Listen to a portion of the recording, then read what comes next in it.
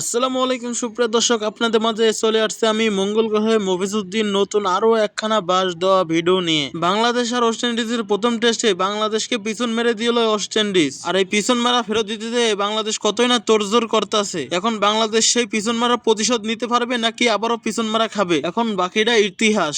আরে কাকা, ইতিহাস তো এবার আমরা করবো, কারণ গত ম্যাচে আমরা পিছন মারা খেয়ে সেই পিছন মারা প্রতিশোধ নিয়ে এবার আমরা ইতিহাস গড়বো। আর সেটা সবাই চেয়ে চেয়ে দেখবে। আর গত ম্যাচে হেরে যাওয়ার কিছু কারণ আছে, আর সেইটা হলো যে ওকে দেশে আইয়া যদি আমরা সবগুলা ম্যাচ জিতি, পরে তো ওকে দেশের লোকের সামনে ওরা চেহারা দেখাইতে পারবো না। আর সেই কারণেই আমরা প্রথম ম্যাচটা হেরে গেছি, আর না হলে তো হারার কোনো প্রশ্নই আসে না। আরে ফাপর বাস কি সুন্দর বয়ে বয়ে ফাপর মারতাছে। আমি শুনছিলাম যে বাংলাদেশের মানুষ অনেক ফাপর মারতে জানে, আজ আমি নিজের চোখে দেখে সবকিছু শিওর হয়ে গেলাম যে আসলে বাংলাদেশের মানুষ অনেক ফাপর মারতে জানে। এখন ফাপর মারুক না মারুক এটা দেওয়ার সময় নাই আমাকে। প্রথম টেস্টে যেরকম ভাবে পিছন মেরে দিয়েছি, এবার দ্বিতীয় টেস্টও সেরকম ভাবে পিছন মেরে দিব, সেটা তোমাদের কেউ ঠেকাই রাখতে পারবো না। আর শোনো, দ্বিতীয় ম্যাচ যদি জিততে চাও তাহলে ভালো করে প্র্যাকটিস করে আইসো। আরে বেটা, আমরা ওই ধরনের খেলোয়াড় না যে আমরা প্র্যাকটিস করা লাগবো। আমরা যে খেলা খেলতে পারি তোমার কোনো ধারণাই নাই। আর তোমাকে যে প্রথম ম্যাচে ছাড় দিছি এ মনে করি না যে দ্বিতীয় ম্যাচে তোমাকে ছাড় দিব, সেই আশায় ঘুরে বালি। আর শোন, তোকে যদি প্রথম ম্যাচে আমরা ছাড় না দিতাম তাইলে তো তোদের দেশের মানুষের সামনে তোরা লজ্জায় চেহারা দেখাইতে পারতি না। আর সেই কারণেই তোদের প্রথম ম্যাচে ছাড় দেওয়া। আর দ্বিতীয় ম্যাচের লেগে তোমরা ভালো করে প্র্যাকটিস করে আইসো। আর কেমনে যে তোমাকে পিছন মেরে দিব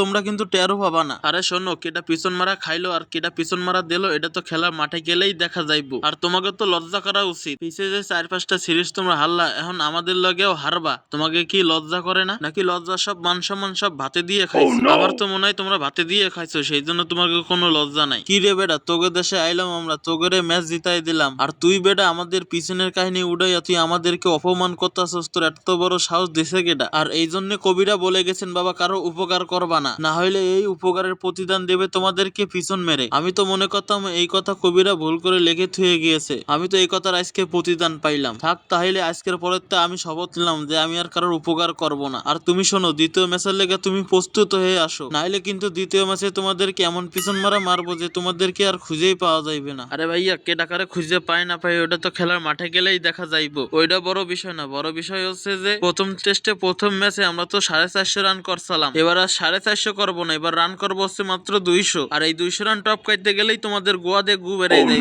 আরে বেটা, একটু ফাফর একটু কমায় মারো, গুজে কার বেড়াইবো এটা তো খেলার মাঠে গেলেই দেখা যাইবো। আর তোমাকে যে দ্বিতীয় ইনিংসে 150 রানের মধ্যে প্যাকেট করে লাইলাম এ কথা কি ভুললা গেছো? আবার ফাপর মাইরে কও যে তুমি আবার 200 রান করবা, আমাগরে সব বোধাই পাইছে। এবারে আমার কথা শোন, তোর যদি আমি 100 রানের মধ্যে প্যাকেট না করতে পারছি তা আমার নাম মিরাজ না। তো সুপ্রিয় দর্শক, ভিডিওটা আজ এই পর্যন্ত। কি যদি ভালো লাগে থাকে তাহলে লাইক করুন, কমেন্ট করুন। পরবর্তীতে আরো মজার মজার ডাবিং ভিডিও পেতে চ্যানেলটিকে সাবস্ক্রাইব করে রাখুন। তো আজকের ভিডিও এই পর্যন্ত। কি আল্লাহ হাফেজ।